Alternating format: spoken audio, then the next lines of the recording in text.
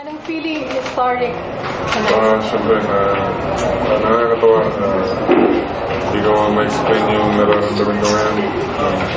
Hindi ko lubos akalain na kumakakuha ako ng tatlong sunod na MVP. Ano lang ba naman ako dati, hindi nga ako mahilig sa basketball. Tapos ito ako ngayon na nakaparala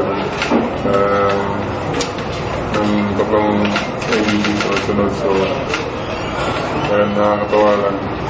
Sa tatlong MVP mo, ano yung pinaka gusto mo? Pareho sila.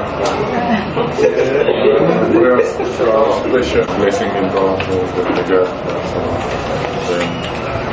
Pero hindi mo to kailangan ilagay sa ulo mo yung mga awards mo. Kailangan mo lang to i-keep dito, hindi dito. Anong pakiramdam mo na kasama mo si Patrimonio Fernandez and Boxa Tornado sa special club na yun na nakatatla na?